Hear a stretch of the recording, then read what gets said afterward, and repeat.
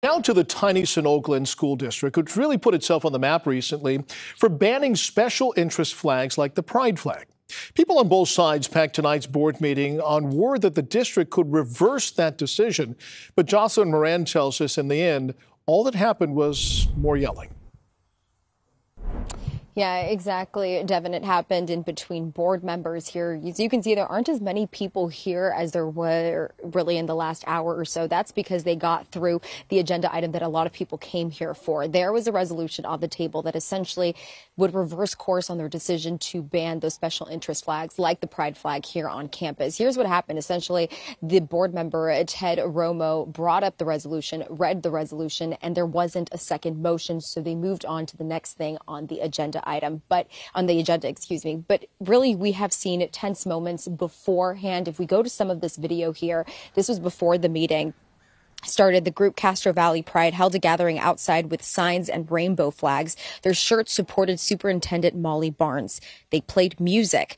And then at one point, Dublin resident Mike Grant wanted Castro Valley Pride to turn off the music. Some kind of confrontation occurs. Then Mike tries to turn off the music himself.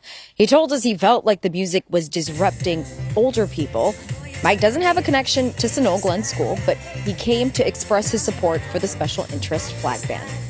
We don't need the children to be going through this kind of stuff. The children need to learn what's going on with American history and world history, mathematics. We don't need to be worrying about flags. Then there are parents who have kids who actually go here. Crystal Diamond has a child in kindergarten and a son who teaches here as well. She arrived before the meeting with her Sunol Glen School shirt and a pin that read, "You are safe with me." She's frustrated with how things have transpired over the last few weeks and how the resolution on September 12th was voted on. Instead, she wants compromise. But having another conversation of, could an 8th grade class donate a flagpole because they do a project every year, or could a community member decide they want to dedicate a flagpole? So during different times of the year, we can highlight awareness to something. And June specifically being the LGBTQA flag, but there's so many other. October, we have cancer awareness, we have Indigenous people say, so there could be so many other things. All right, Devin, but I will tell you, as you're driving into Sunol, you start to see some banners on light poles that say all are welcome here. Crystal, who you just heard from, actually was telling us that they have recently been put up because that's the message that they want to get across. She is frustrated with just the divide.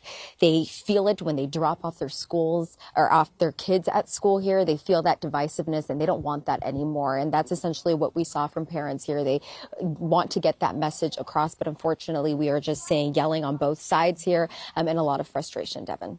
So, Jocelyn, we really wondered why this popped up back on the agenda, and it sounds like the one lone board member that was opposed to it is the one that brought it back up.